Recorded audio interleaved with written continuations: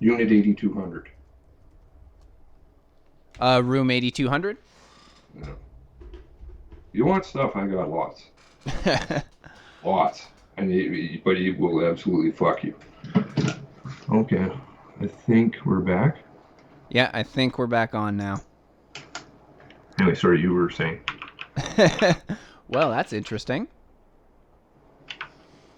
So apparently our Google overlords did not like what we were talking about. See, funny. They did something the same with Bronfman story. Interesting.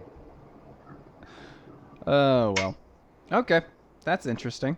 It's which is weird about this is because when I'm looking at OBS, it's telling me that we've been streaming for 55 minutes, but now it looks like on over here that they restarted us. That's right, because the problem doesn't reside on your end.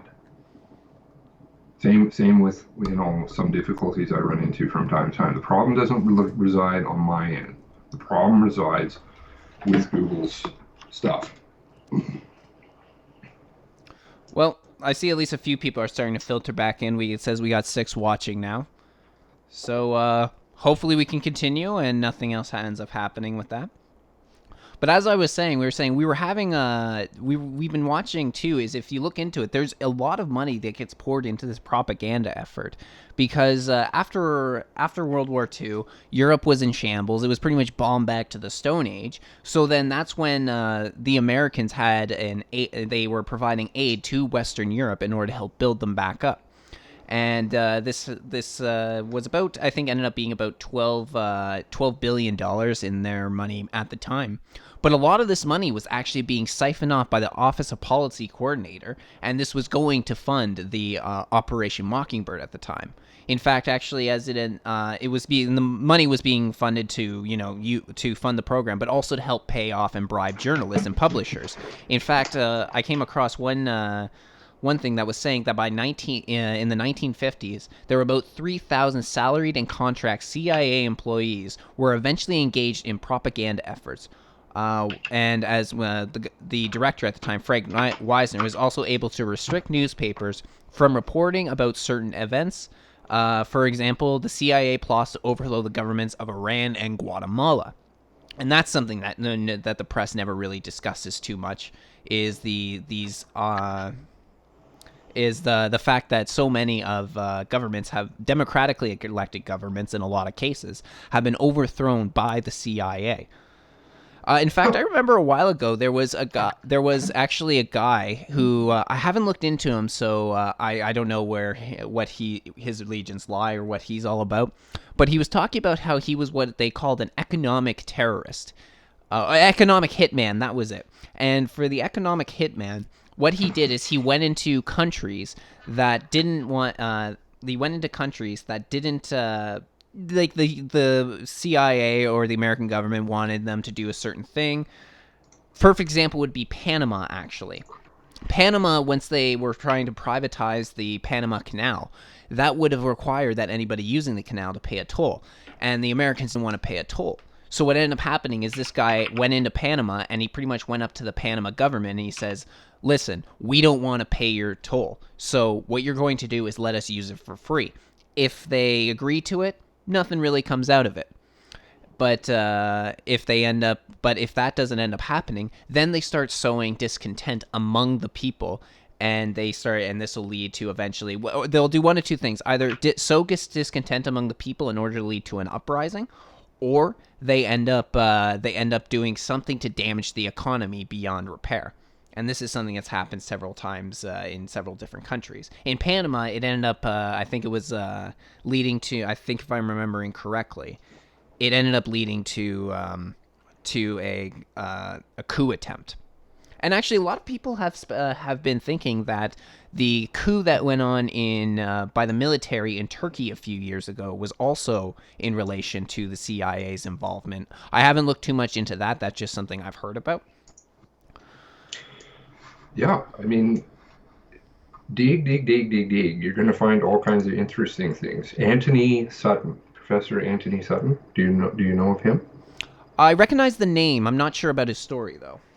Studied University of London, Göttingen, and California. Doctor of Sciences from Southampton. Economics professor, Cal State, LA. And he goes through. There's some great YouTube videos where he talks about it. I believe he's dead now. Yes, died in 2002, and he talks all about how America funded the USSR. And nobody knows about that. Funds communism. And he has all the hard details. And if you pull his Wikipedia page up, he's not somebody that's discredited at all.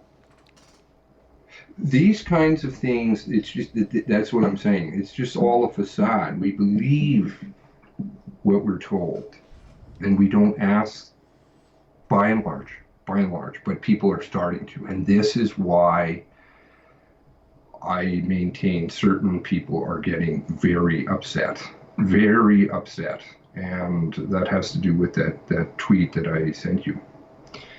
And it was easy to put the pieces together. I kind of knew when who was it? Pravda. What is his name? American Pravda. Bonehead. He's not a bonehead. He's very good, but he didn't pick up on it. And I was like, what the hell, when the video came out? I remember I was talking with Ted. It says right there what Ted and I already knew, that they were going through and scanning people's DMs and reading it with AI technology. And there's the Twitter employee admitting, yep, we keep all of your DMs on file. I know that they delete them. I've made videos of that where they've literally gone through, because I used to use Twitter as a bank for data. I would link things to people, and just over and over as I was thinking through the night. And I went back and they're deleted. I went back and did the hijab story, and there were certain things that I linked to somebody, and it was just deleted. So I asked him on his end, was it deleted? He's like, yeah, I can't find anything. All the messages around anything to do with you and I speaking in those days, all gone. But the AI technology that they're using to scan it, then now they're looking for the keywords, obviously. And then Israel comes out now and says, we're looking with Twitter and Facebook using AI technology for anybody who uses hate speech. Again, what is hate speech? If you use certain people's definitions, in the case of Israel, theirs is anything that's anti-Zionist, anything that's anti-Israel is considered hate speech. You can't criticize a country. So, and they're planning on publicly doxing people. And he says that. WikiLeaks released it the other day. We're going to release public information on these people so that they're shamed, and obviously, so it's more than they're just shamed, but then people won't say anything. So the time that we have left to speak up, I really feel is at a minimum, because people don't want us to talk, because they're starting to see that people are asking the questions and they're thinking, which is awesome to see, but it's also terrifying, because they've just been counting on people being useful idiots all along. And there's no shortage when it comes to useful idiots. For those who, I know that at least Tammy in the chat is asking, she says that she's not on Twitter. What tweet are you referring to?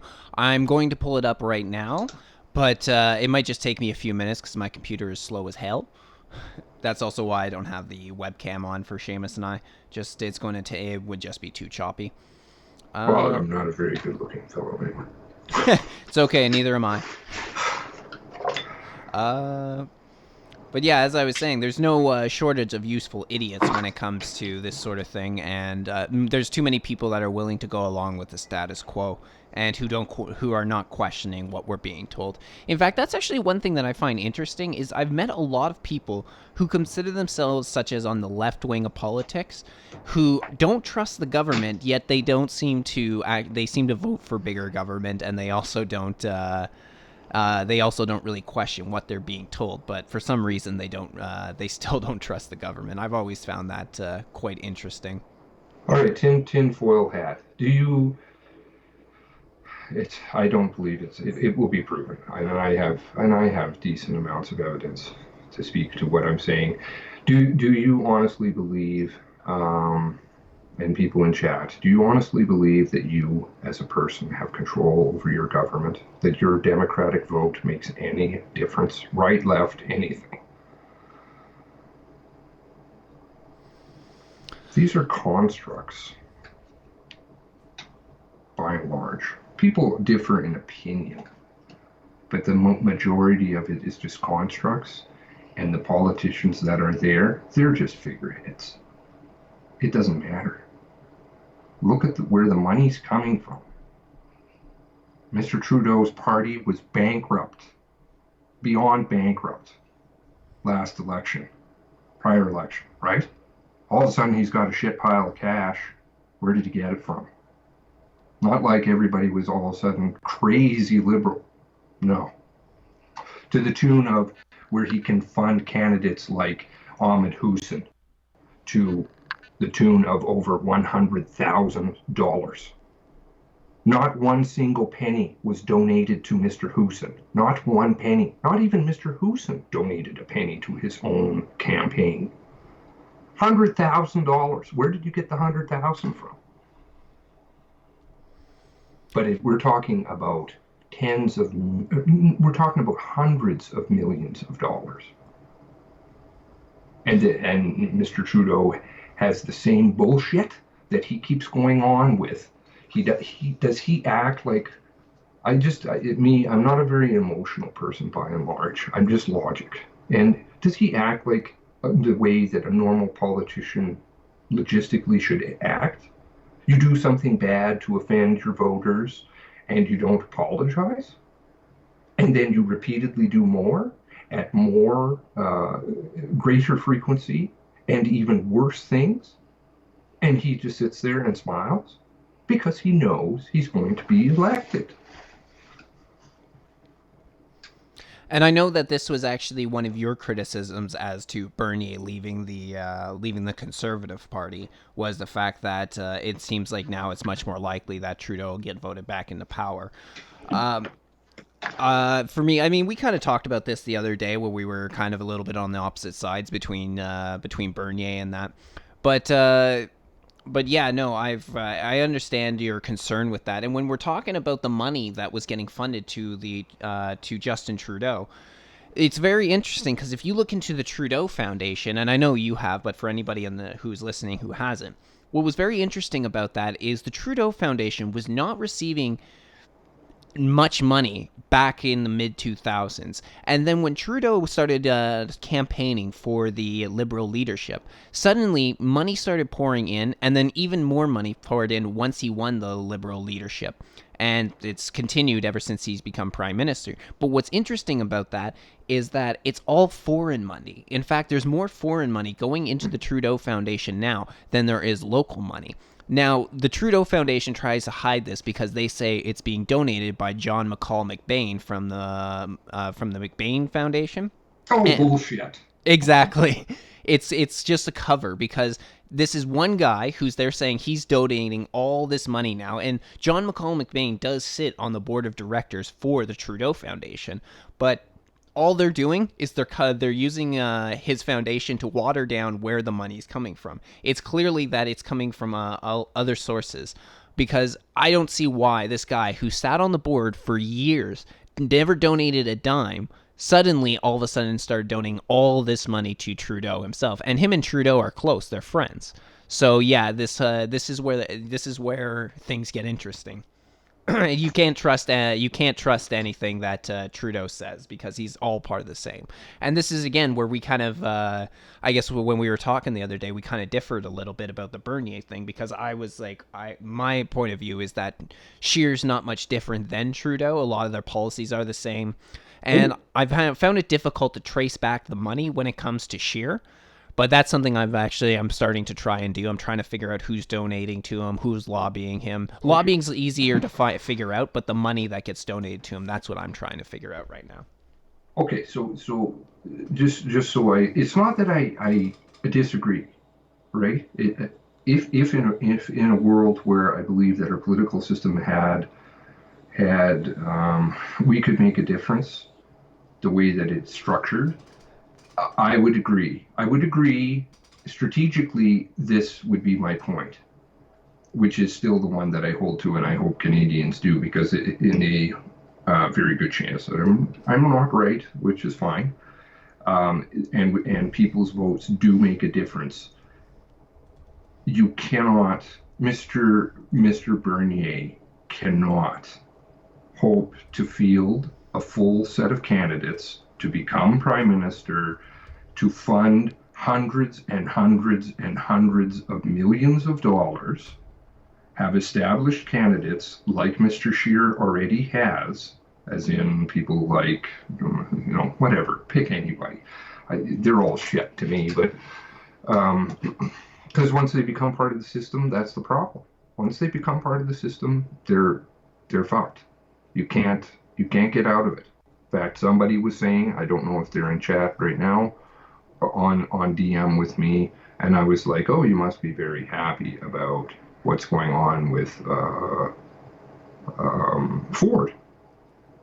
And surprisingly enough, their reaction really shocked me, because they were like, I'm really afraid of the people that he has surrounding him. And I said, well, I don't think you can play this game at all straight anymore. That's just it doesn't work that way. So strategically was my only point. Strategically, it should have been, or it should be, Canadians vote for everybody PC outside of Mr. Bernier's riding. That gives him 4 to 5 years to prepare a party, get tons of funding, etc. But my further point would be, why? Because if you split the vote, we're going to fuck things up bad. We're going to fuck things up bad. And this was why I tweeted that day. I tweeted because I knew about all this stuff beforehand. I knew, what was it, 3 months ago. I used to be a massive Bernier fan. You know that. Yep. I was hard on Bernier. And, well, not hard on Bernier. I don't want to say that other thing, because then it sounds really bad. But Mr. Bernier, I was very excited about some of the things that he was speaking for, because he spoke like a libertarian, like Ron Paul, with the banking issues, etc. And he dropped it all of a sudden, which I found rather interesting.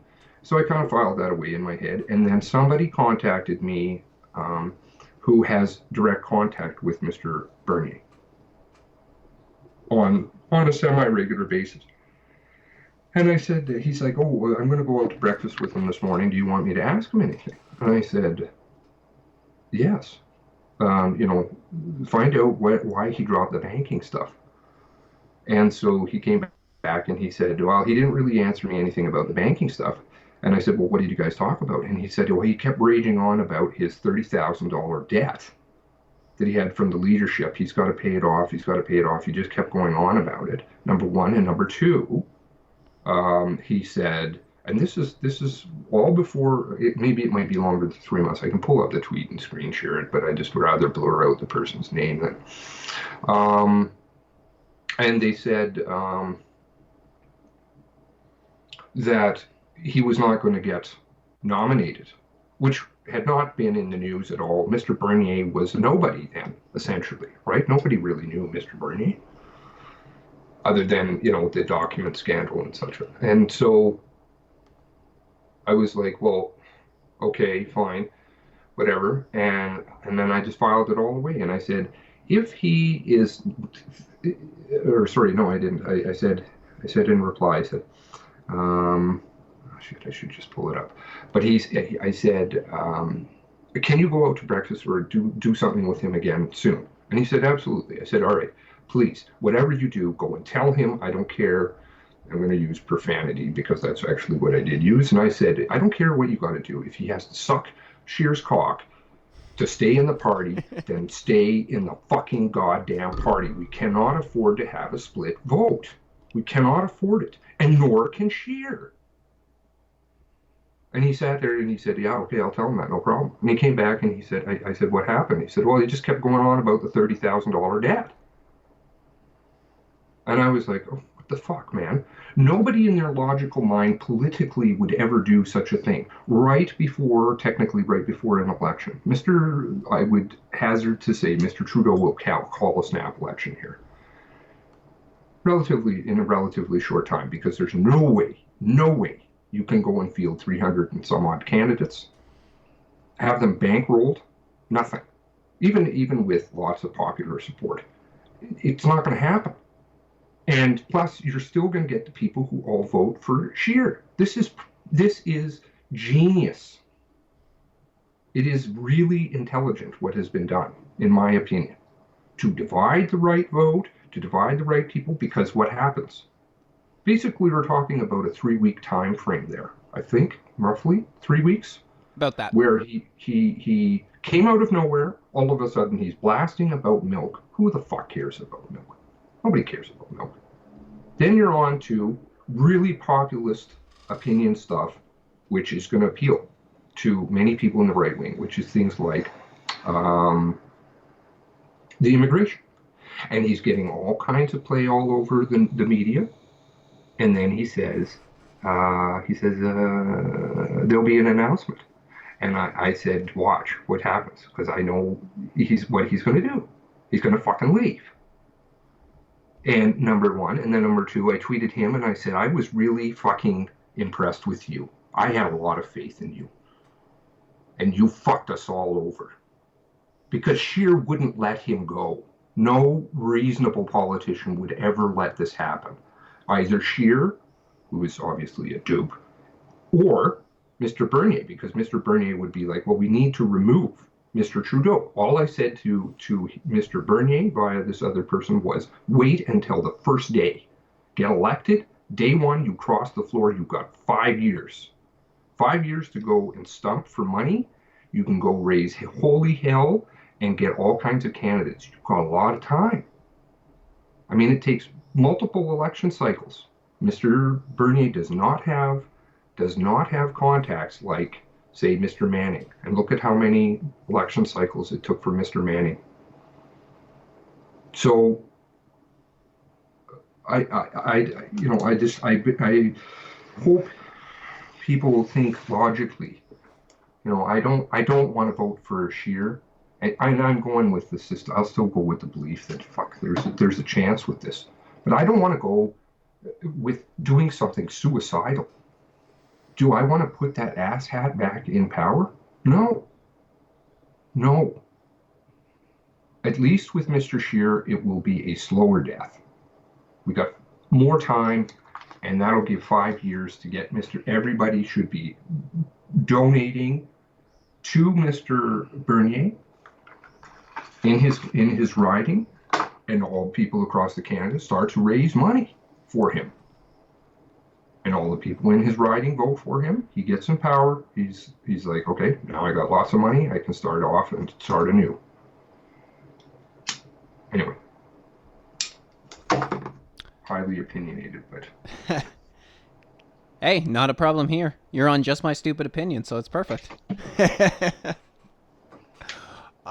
So I just a couple things that we're going to quickly finish up with Mockingbird. Then I just want to get a little bit into the involvement that C.D. Jackson had with C.D. Jackson had with the JFK assassination.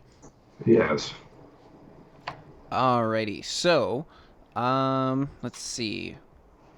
So when it comes to Mockingbird, it was there was just a couple quick last points before we get into everything with JFK.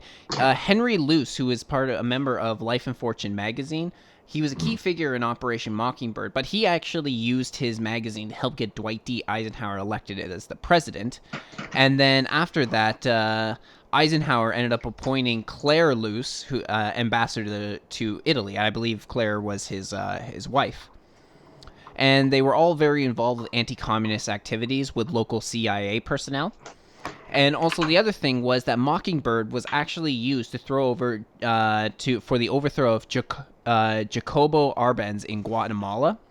And it was that people like Henry Luce, they were able to censor stories that appeared sympathetic towards Arbenz. And so this is just another way how it's been, just sort of finishing up on how much influence this idea of Operation Mockingbird was.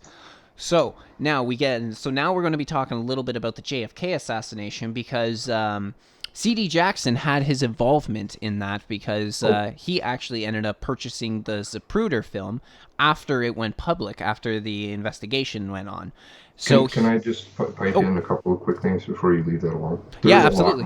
There's a lot more to that, like Henry Luce's involvement with the March of Time and the propaganda newsreels. That's all really interesting, but the really important one that with C.D. Jackson is that 53-54, C.D. Jackson was key in establishing the Bilderberg Group. Thank you for bringing that up. I completely forgot about that. And he attended meetings 54, 57, 58, 60, 61, 2, 3, and 4.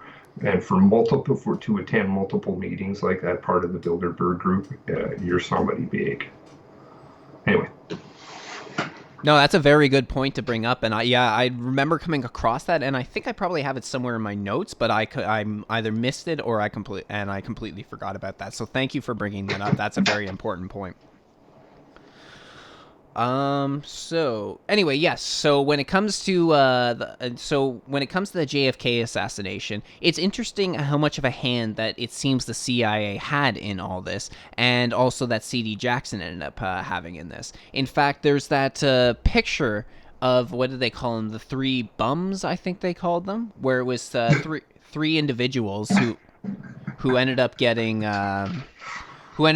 brought in question about their involvement with that. And one of them was actually C.D. Jackson was in there. And the reason that people were taking interest in these people is because a number of them were believed to be CIA assets. And people were wondering, well, why the hell was the CIA agent so close to this when it went down? And so the Washington Star ended up reporting that Jack Ruby met with Fidel Castro about 10 weeks before the JFK assassination, and that they were discussing getting rid of President Kennedy. The Star is one of the newspapers involved with Operation Mockingbird, and if I made reference to Larry O'Leary earlier, and he was one of the people involved with the Washington Star. But what's interesting about that is that Castro's mistress, Marita Lorenz, is said to be a CIA asset. She was actually said to be to have 25 years where she was both a CIA and an FBI asset. And I actually have something here for that. It was just a article that came out from Vanity Fair. That was the story of Marita Lorenz, mistress, mother, CIA informant, and center of swirling conspiracy theories. So pretty much what I believe ended up happening with that, if that was the case, is that if that ended up happening, really what was going on is that the CIA was using this as a cover in order to get rid of get rid of JFK, because they didn't have a good relationship with JFK. And I know one of the big things that probably pissed them the hell off was that during the Bay of Pigs disaster, Kennedy was heavily against it. And the CIA and the other members wanted to bring in the American military to invade Cuba. But Kennedy was having none of that, and he ended up restricting them, saying you can use Cuban nationals, but you can't use members of the armed forces in order to do it. Now, I have no doubt that there was actually some black ops that went down on that day, that members of CIA operators were involved in the actual Bay of Pigs itself. But he never had a good relationships with them. And JFK was also that president who ended up giving a speech about secret societies and about like people who operate from the shadows. So I think in a lot of ways that they were not that this was one of the things that actually led to his downfall. But there were a few other things that he was talking about at the time that probably led to this as well. But anyway, in one report, it was saying that Jack Ruby ended up meeting with Castro came from Frank Sturgis, one of the Watergate burglars. Sturgis had been reported as working for the CIA at the time.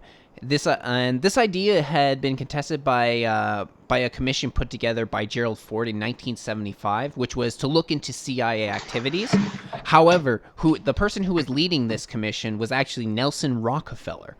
Notice how that name's coming up again. It's one of those families that we're always talking about who are working behind the scenes. You know, the Rockefellers, the Rothschilds. We all know about them, I think, by now. And what was interesting was that Frank Sturgis was present in Dallas, Texas, on the day of the JFK assassination, actually. Sorry? It was that Frank Sturgis was actually present in Dallas on the day of the JFK assassination. Oh, yes, a bunch of people were present there. Yeah. And actually, now that I think about it, I think I actually made a quick mistake earlier when I was talking about the three bums. I believe it was actually Frank Sturgis who people were looking at and saying that he was one of the bums there, not C.D. Jackson. I think I made a mistake on that. But it's what I found kind of interesting about this is it's kind of weird how many people involved in the Watergate burglaries actually came back to be involved on the day of the JFK assassination, because E. Howard Hunt was another person who was involved, who was also involved when it came to being present on Dallas, Texas, on the day of the Kennedy assassination. He was also involved in the Bay of Pigs event that went down. Mm-hmm. Very good. I'm making you proud, aren't I? No, it's not that I'm coming from a pit. You're coming across good stuff. I think you're really going down the right path. Oh, I'm glad to hear that. Anyway, sorry. Oh, no problem. Anyway, so... oh, yes, and actually, one thing that I did come across was that E. Howard Hunt's son, I think his name was St. John, or at least that's the way it was presented in the article. I gotta say, I've never heard a kid actually called St. John. But he ended up saying that when a few years before his father's death, E. Howard Hunt's death, his father was very sick, and it looked like he was going to die. So his father ended up giving some confessions to him. And what I thought was very interesting is that his father was said to have revealed full details of who carried out the JFK assassination. And number one name on that list was Lyndon B. Johnson, actually, who was the vice president of the U.S. and became the 36th president of the United States after JFK's assassination. I thought that was pretty interesting because I had not heard anything about when it came to Lyndon B. Johnson having any involvement with that. And the idea that he betrayed JFK like that is just astronomical. So you and I have spoken about the USS Liberty, right? Yep. And Johnson was and McNamara both heavily involved with direct orders coming from the White House and from the Secretary of McNamara, Secretary of Defense at that point. Orders coming from them to, I think Johnson's order was, I want to see that fucking ship on the bottom of the sea. So he was clearly aware of the Israel issue, right? He used to pocket Israel as a pocket of the Israeli state.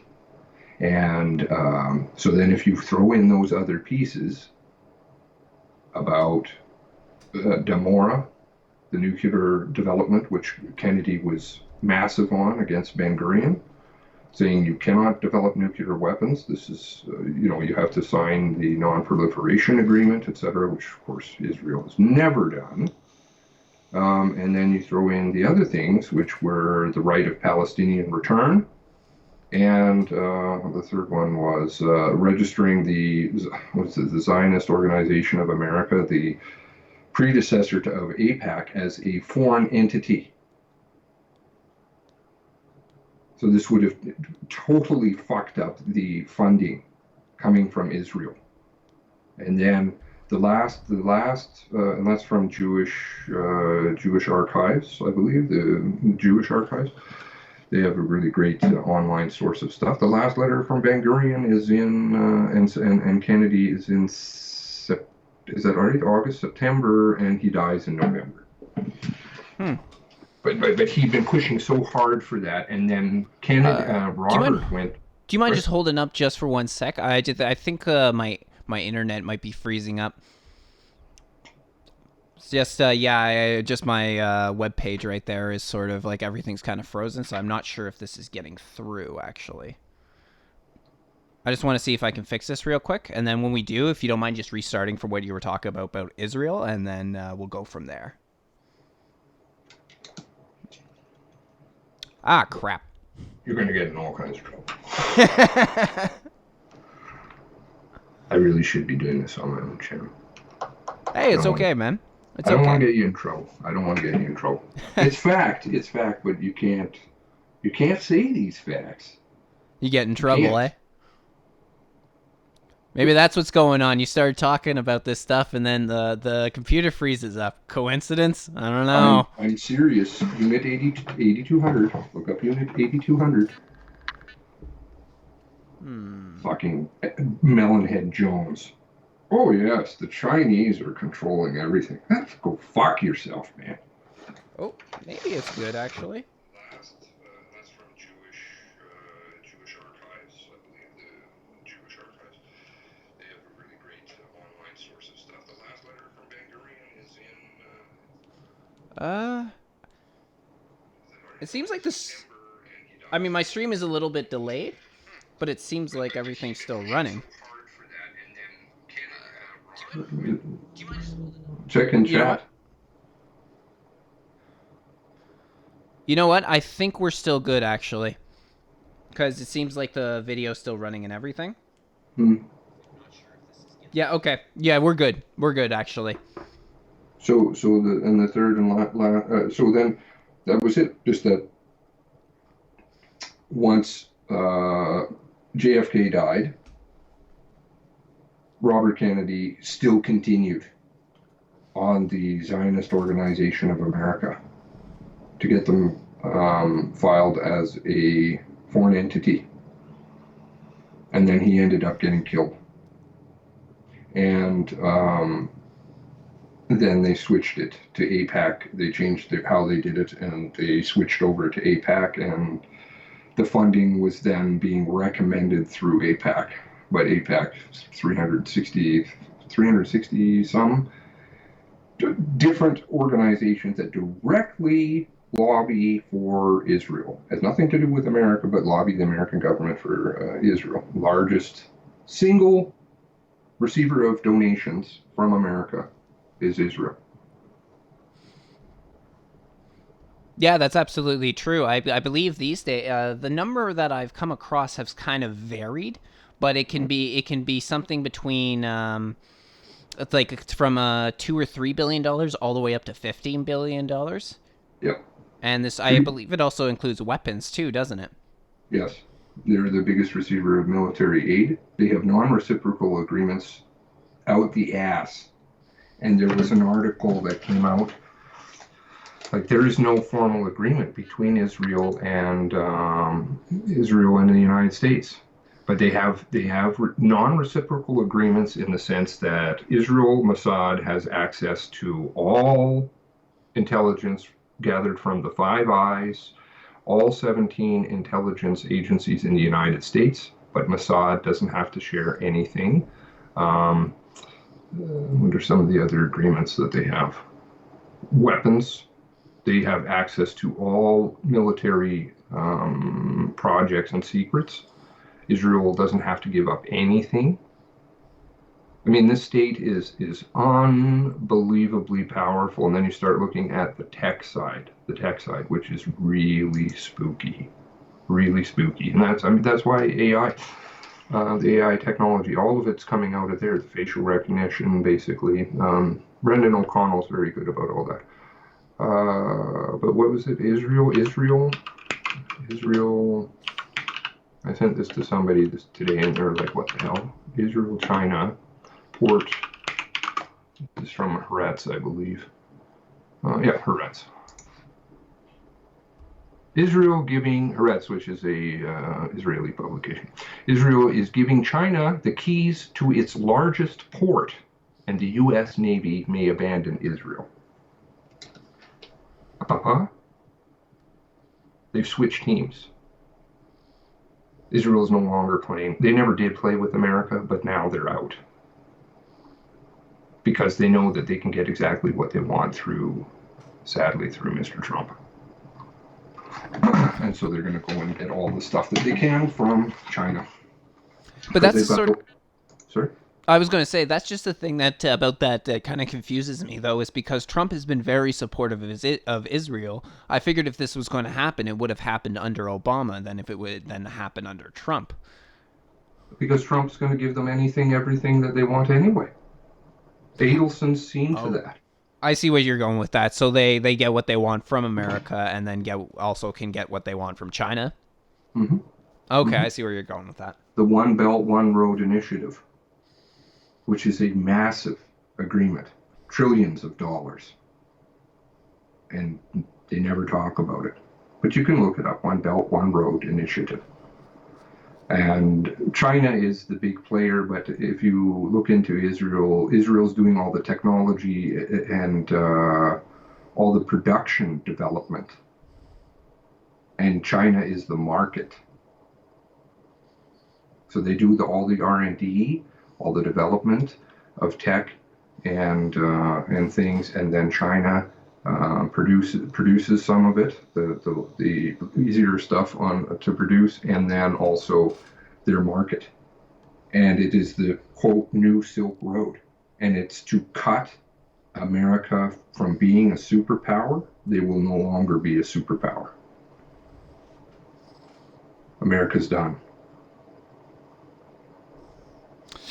That doesn't bode well for us here in Canada if America's done as a superpower. I mean, we have, 3 soldiers in our military right now, so... That's the way they've set it up. I mean, they've been good. They've been doing it for years and years. And, at first I never wanted to believe any of this stuff. I didn't want to believe any of it. But I just kept going through the articles, through the documents, and I was like, what the fuck is going on here? These people have really set themselves up, and we are all, by and large, buy into this shit. Like I said yesterday with you, I remember when I was a kid in church, and they would pass the basket around for Israel, the chosen people. Huh? I mean, one needs to stop for a moment and say, well, if you're chosen, that means I'm not chosen. Okay, why? I'm not railing against Jews. I really am not. But there's a problem in that community.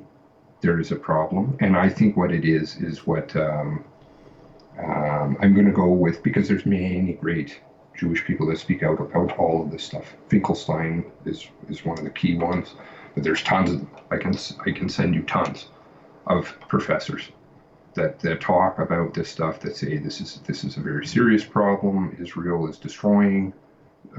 Israel is the cause of anti-Semitism, that they're fomenting this intentionally and using it once again as a shield to protect the people who are really powerful, who have a lot of money, and are really running the show and developing us towards their end goal, which is this isn't about money.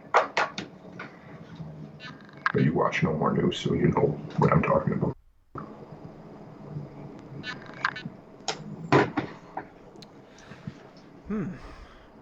And it's always a lot to process, though.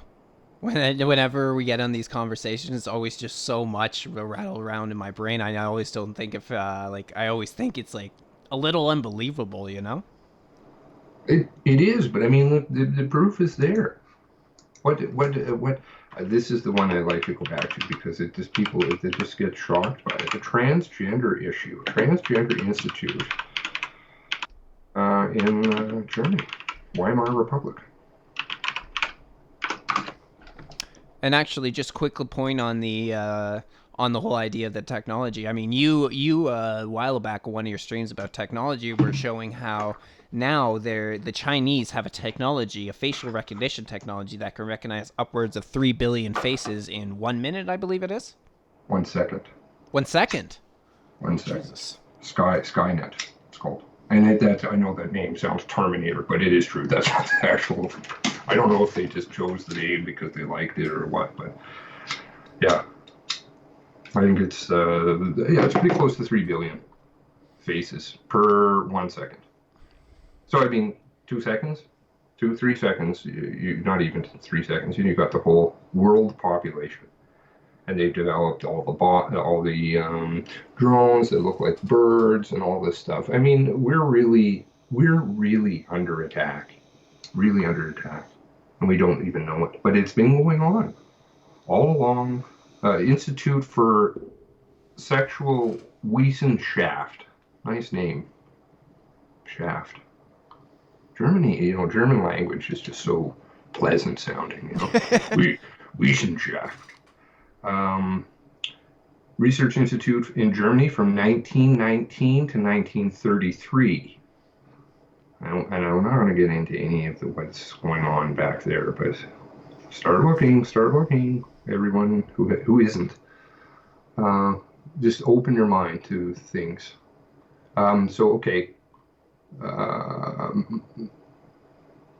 Institute of Sexual Research opened in 1919 by Magnus Hirschfeld and collaborator Arthur Kronfeld. Okay, Jewish professors. And what are they doing? Well, first they're doing medical, psychological, ethological divisions, marriage, and sex counseling. And then they go through advocated sex education, contraception, sexually transmitted diseases, women's emancipation, social acceptance for homosexual and transgender people. This is 1919. Then they start doing operations on people. Transgender operations aren't new. But they were doing it back then because the Weimar Republic was a total and utter shithole. Very carefully, it was why? Versailles Treaty.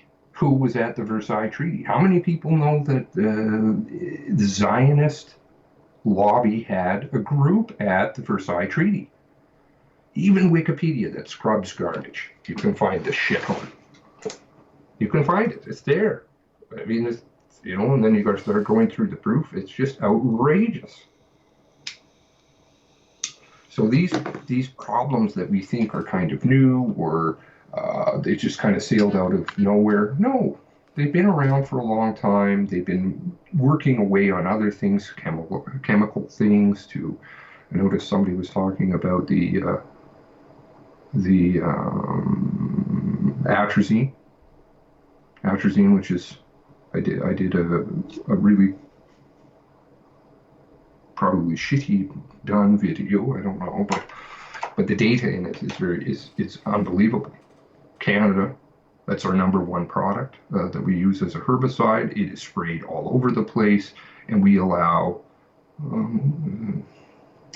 1.5 times, 1 3/4 times the amount that the FDA does. And Berkeley professor, what is his name? Somebody mentioned it, I think. Anyway, did experiments on all atrazine, and you can go through his stuff, and he talks about how Syngenta had full knowledge of what their product was doing, i.e., literally changing the sex of frogs. There are male frogs that have eggs, lay eggs, that have young. And they knew that this was happening. And in fact, when you're banned their chemical, Syngenta said, oh, guess what? We'll just change the chemical formula. They have it. He has it on recording. What is his name? Black guy. And he's like, yes, I have the memos or whatever it is, and the memos, and they were read into court that said, we're just going to change the formula so it's more potent. Ugh. They're not talking about that the atrazine is doing good things. They're talking about that it converts people's sexuality faster. So you put all of this shit together. It is really well orchestrated. It's a war, but what can we expect if you have think tanks of people that have nothing to do but sit around and think strategy?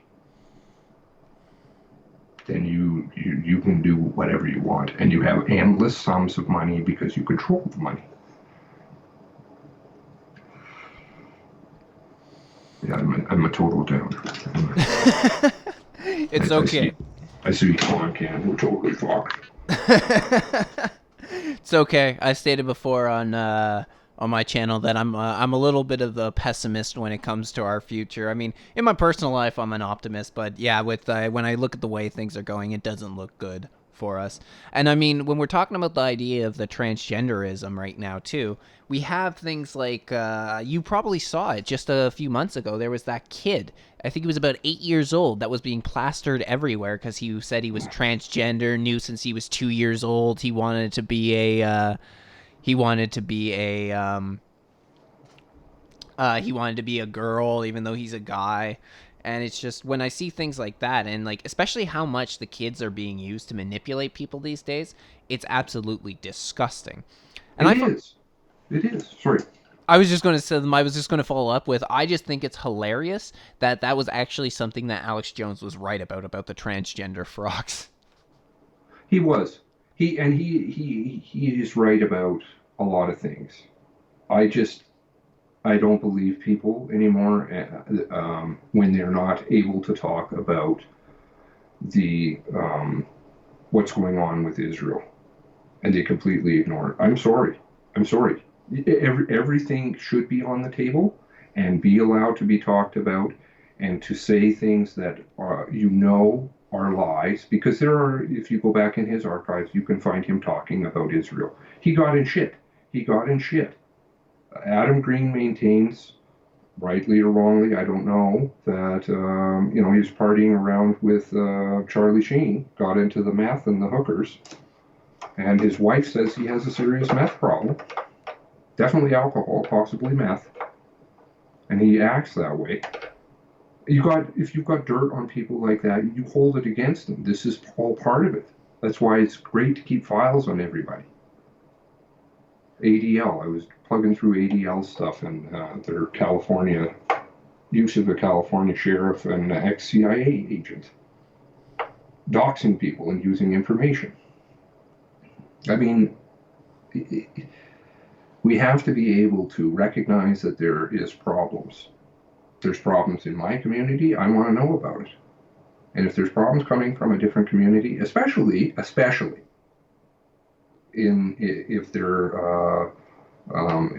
we're talking about people by and large who are Khazarian Ashkenazi converts, these people are not truly Jewish. The 13th tribe, that was written by a Jewish professor, all about how these people are converts in 10th century, 11th century, and I was going through my history books, Middle Eastern history books.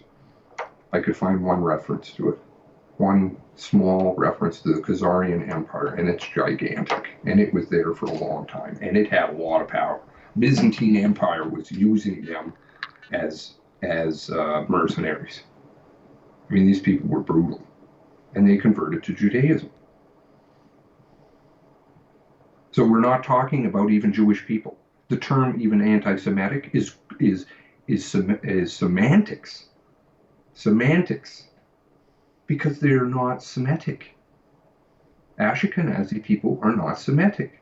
Semitic is a language group predominantly spoken by Arabic people. And yet we've all been very carefully conditioned through the media, through the movies, through the entertainment, to say you can't talk about anything. Then you throw in the legal side of it, and we're absolutely screwed. Canada's hate laws, Human Rights Commission, who did it? Who was the start of it?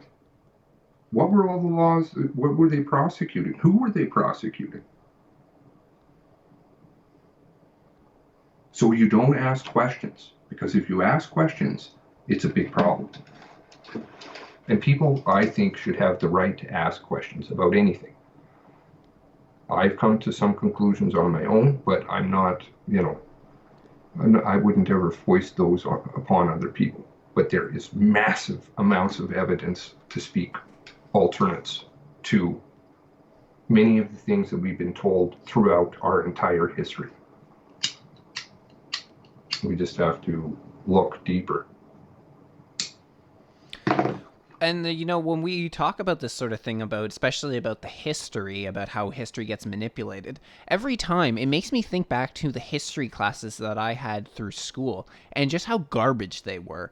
I was actually talking to my wife about this very recently, about how when I remember high school history even, we would cover a subject in Canada, maybe go on for a few days about it, and then they would just skip about 50 years and then talk about something else that was going on. But like all in all, I think the amount of Canadian history that I'm lacking is, in my opinion, atrocious. I've actually been trying recently to get better at learning my history better. For that very reason, is because there's just so much about what happened in Canada back in the day that I don't know about. But this is the idea about. I know that you sent me the other day. I was mentioning that I was rereading 1984, and then you ended up sending me that article about how George Orwell used to work at one point before he wrote 1984. He was working as a propagandist for the I believe it was the British government at the time. BBC. BBC, yes. So he Operation Mockingbird. Their involvement with it, exactly. And the one thing is, like, it seems to me that, like, it's difficult to say now, but it seems to me like he kind of had a different opinion after he went through that situation. But one thing that he did write in 1984, one quote that I found was very interesting. It was like, I think it was one of the mottos of the party. It says, "Those who control the present control the past. Those who control the past control the future." And it seems to me like that's sort of what we deal with this sort of situation. It's a manipulation of our history, because they can change the way that things are done in the future. I mean, even today we see how things are being manipulated from our past. They're tearing down statues of John A. MacDonald because they talk about his involvement with the residential schools and stuff like that.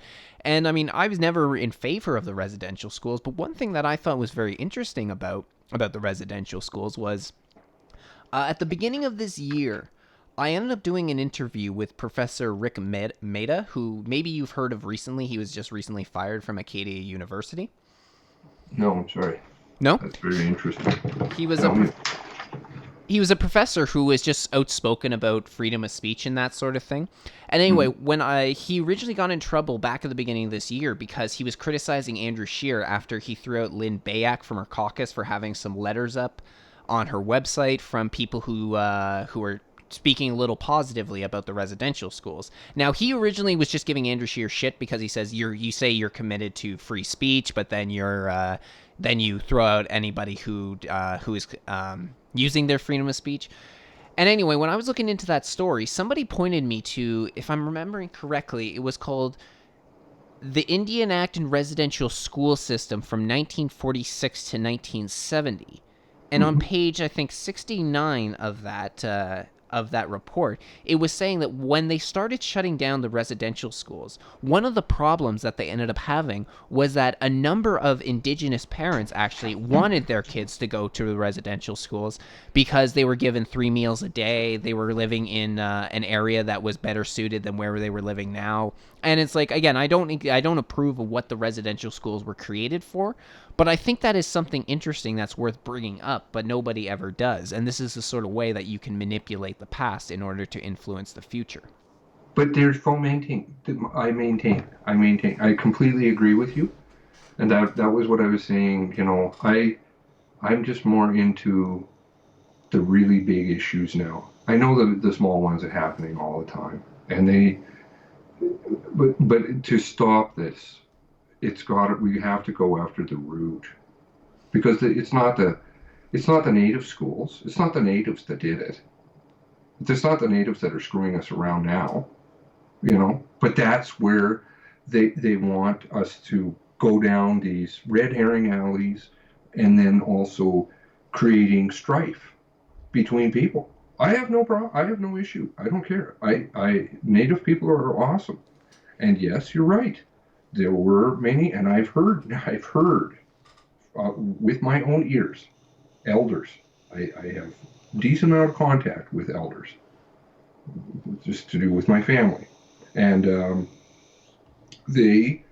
there are elders who say, listen, the residential school, there were a lot of problems, but there were some good things too.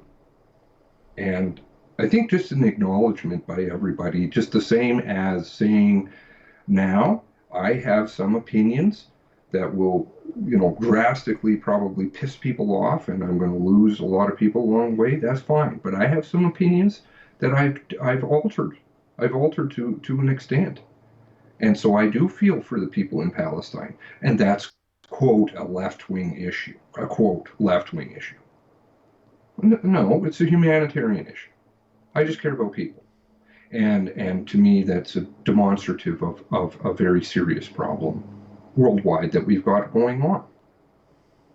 So to acknowledge each other's good and bad, and not simply buy into their game of saying, oh, you're left, you've got to be a commie, you're horrible, or left-wing, quote, left-wing person saying, I don't, this is fucking right-wing, left-wing nonsense. Left-wing person saying, oh, you're a Nazi. So therefore, anything that comes out of your mouth, I'm just going to disregard. No. Everybody has good opinions. Everyone. You have an intelligence, you have a brain, then you have probably a good opinion in there. And if it's well-researched or well-founded, I want to listen to it. I don't care where you come from. I don't care what you are. And if we all started to think like that and then started to refocus our effort at who is doing all this? Why are you doing this? And why have you been doing it for centuries?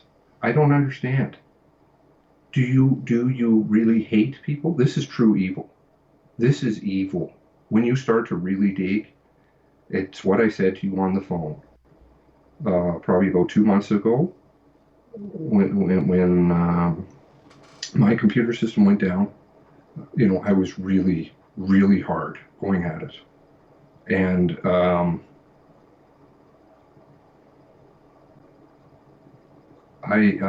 there was a night I was just sitting in bed and I was watching something and I just fell apart. I fell apart and I'm like, what the fuck is going on here? Why are there people in this world so evil? Not the stupid term that we threw around as kids. Hey, you're evil. Really fucking evil. Don't give a flying fuck. Throw millions and millions and millions of people's lives away. Slave us all. And think that this, control us, control our mind, wanting to control our mind. I mean, this is not bullshit. DARPA and the 5G network that they want to develop over the world and satellite control electrical impulses on your brain. I mean, this is not rocket science. That's what our brains run on. Electrical pulses, neurons, right? So anyway, but there's a lot going on and the minutia, and I think that's part of it. That's part of the game plan. Get us off on some rape case. This is the one I like, is the no names in the media. They want people to start hating without cause. I don't know if that person is or is not, say, an immigrant. I don't know. You don't want to tell me that because probably you want me to think that, like Chief Necht up in Edmonton, who destroyed it for all of Alberta. And similar police institutes around the country who just won't name or selectively name or whatever. And then the media, sometimes they'll name it even though they know, or sometimes they won't because even though they know the name, like CBC, because they want people to go with their guttural instincts and their frustration. Everybody's very frustrated. Everybody's been very frustrated for a long time about what's going on, but we just haven't, in my opinion, my opinion, that we haven't really looked at who's doing it, why, and how do we get you out of the position that you're in right now, because you don't belong there. You don't belong at the head of companies, these massive conglomerates. You don't belong in our banking institutions. You don't belong in our political system. If you don't want to play like a human being that has compassion and we can return to our morals, really return to our morals, care for our fellow man, golden rule, which applies all across the world, by and large, except save two ideologies. We need to go back there, because that was where people were more happy.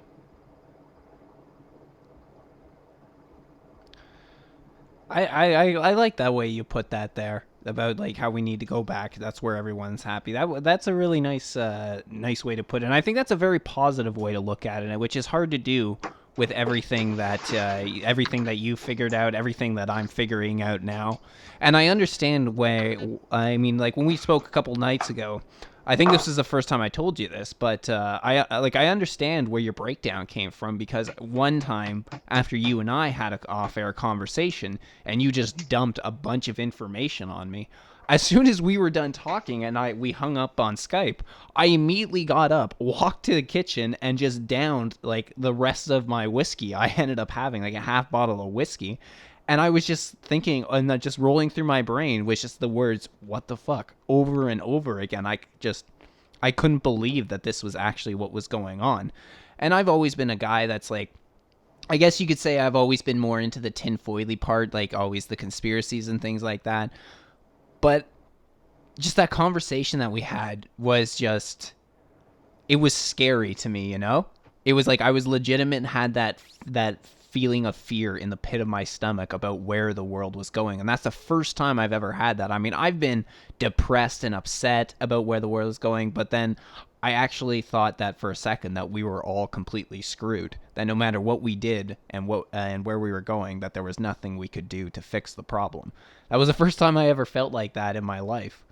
But I at the same time, even though I say I'm a bit of a pessimist when it comes to the future, I like to think that people can, that with the way that people are starting to wake up, that hopefully there is some hope for us, and that maybe the good people out there will do the right thing in order to set this situation straight. But we'll end up seeing, because I know that things are not looking good right now.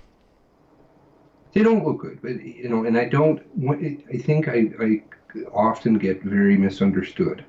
I It's logic. It's all logic to me. If it's not going to be good, I'm not going to be here. There's no point. I see a point.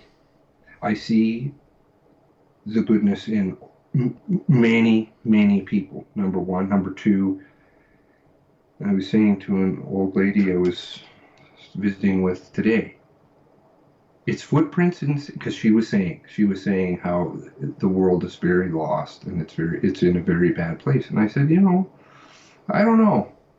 I hearken back to that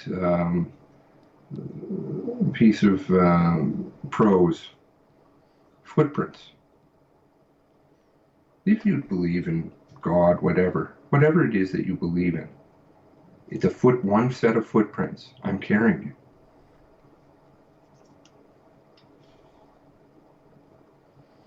He'll be back. He, she, whatever. Because the goodness of people will triumph.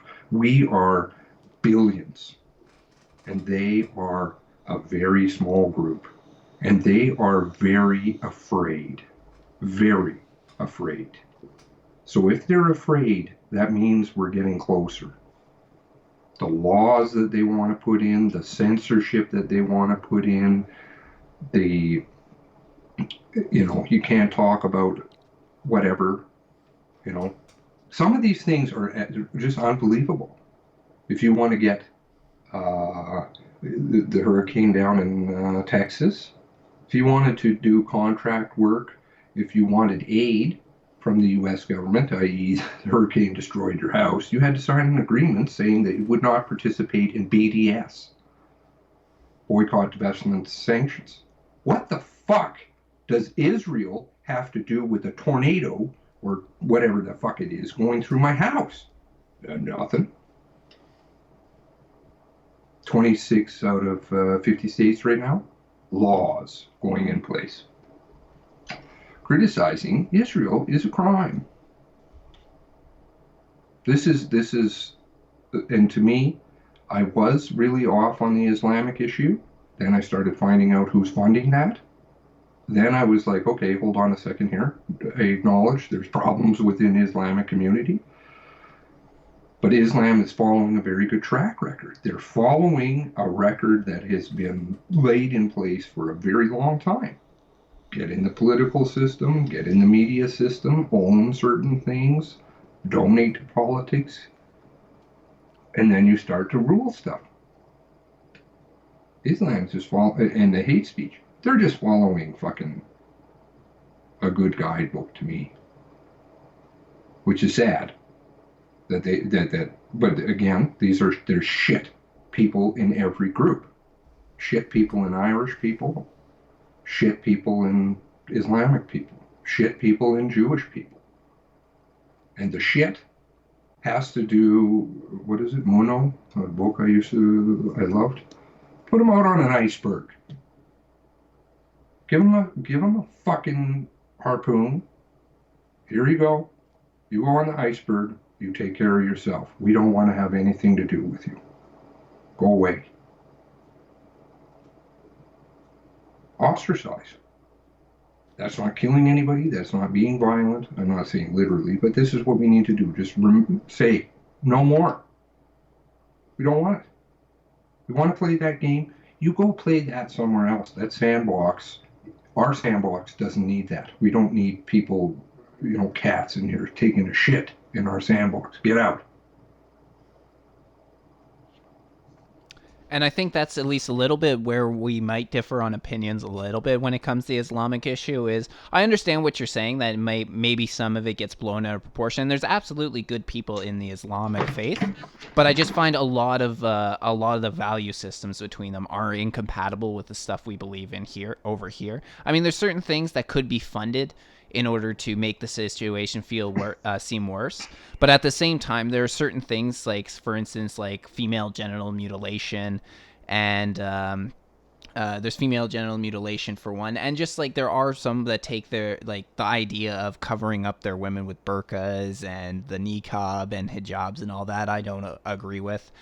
But I admit I haven't looked too much into the funding of about the anti-Islamist group, but still, again, that's just where we might differ. Well, they fund both sides. Both sides. That's the really spooky part.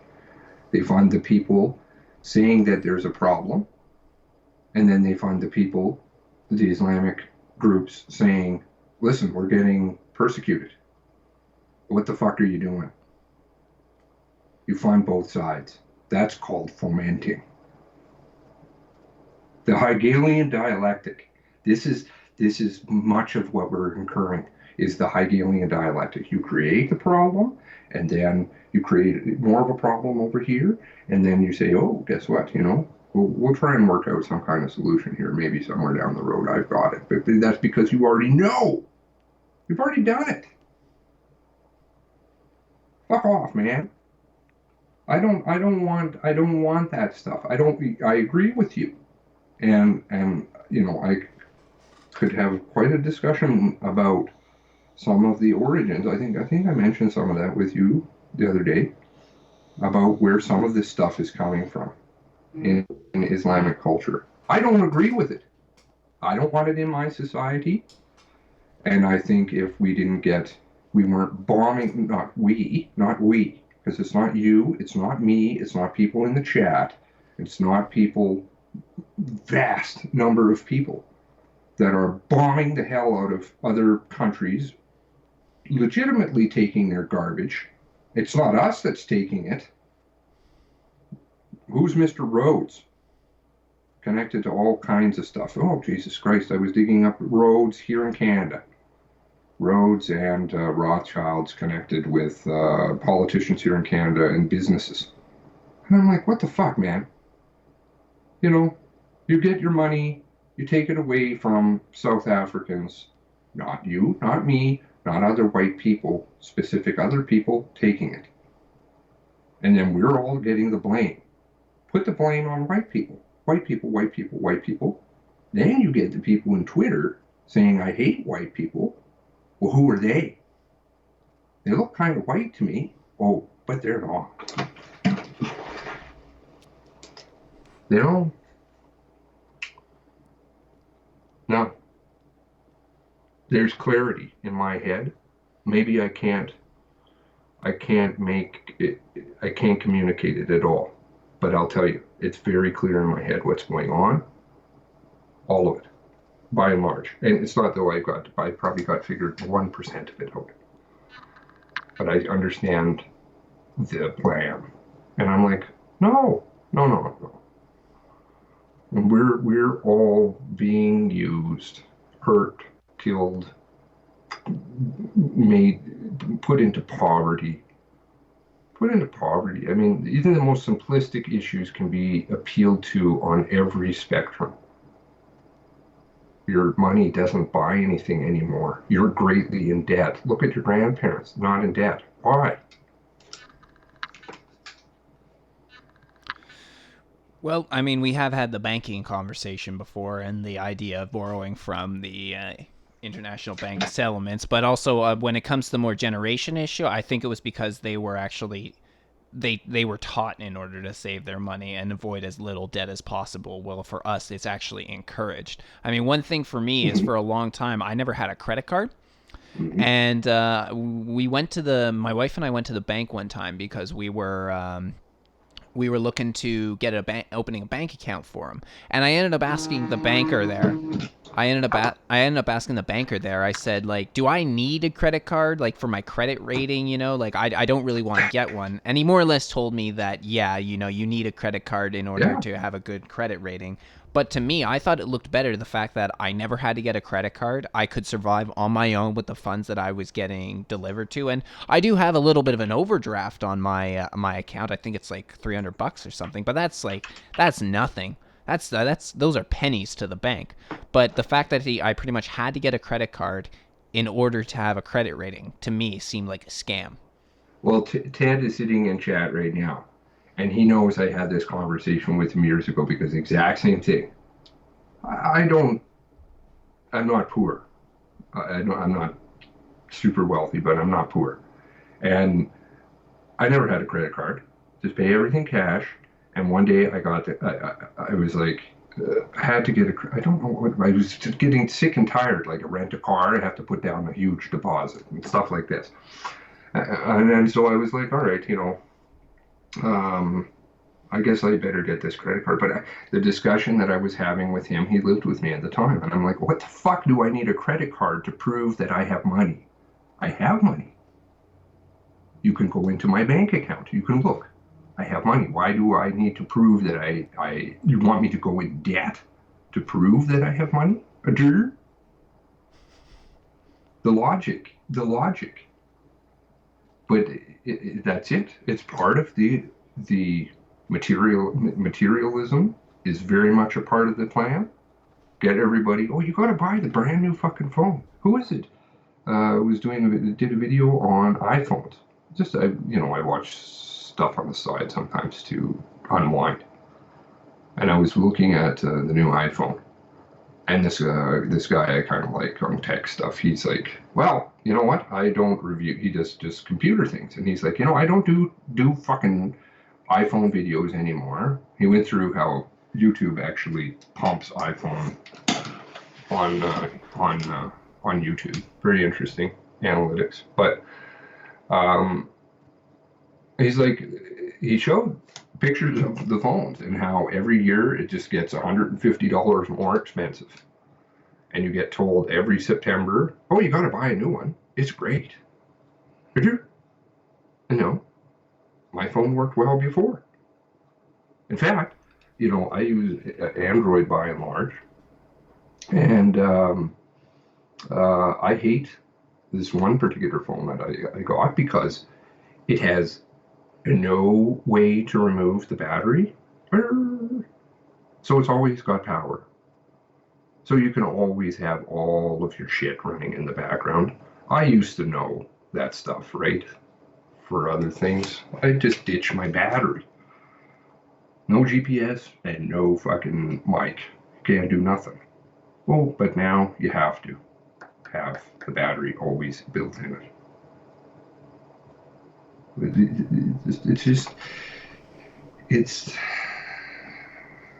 It's just high time that we say enough, in my opinion. And people are sick and tired. They are saying enough. It's just, I think, and again, my opinion and whatever everybody wants to do, but I think we really should focus on who's doing it to us, because they've been doing it for a long time. They've been doing it since before Trudeau was born. We've been in debt since before, Trudeau was born. Since before Islam invaded our countries, right? These problems were in existence. They were just in different things. They just keep heaping on more and more of them. On us. Not on themselves. It's just an attempt to bury us under everything, underneath debt, underneath social problems, political problems. Because the more problems you have, the less, the more they can get away with. It's really the way I look at it. And people do exactly what you said. They go and grab the liquor bottle and they down it. Anything to get out of it. Anything. Oh, we're going to legalize weed. You're going to be high all the time. That's going to be super. There goes your brain. Not that I disagree. I like weed. Don't get me wrong. I don't smoke weed anymore. I can't. But, like, what the fuck? You want people to be fucked up? Get us on all kinds of opiates, and then you don't think. Well, there's a pill for everything these days now. Doctors just prescribe pills rather than try and solve your problems. And it doesn't solve your problems. My wife, she's pretty open about this, but she, when we first met, she had a lot of mental problems, Like, it was really difficult at the beginning of our relationship. And it turns out eventually she got diagnosed with borderline personality disorder. And she was put on pills. Yeah, not a lot of fun.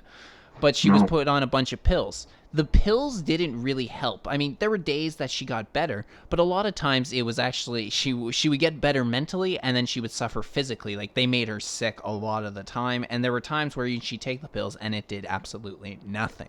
Then she actually went to a therapist that cared about her and helped her work through her problems. She's off the pills, and she's never been better in her life. She actually solved her issues rather than just get drugged up. That's fantastic. Yeah, she's been good and healthy for the last 2 or 3 years or something now. I've been really proud of her because of it. But to me, that was sort of my eye-opening moment. It's because at first I was saying, like, take the pills, it'll help you. And I was really big into that sort of thing, thinking it'd help.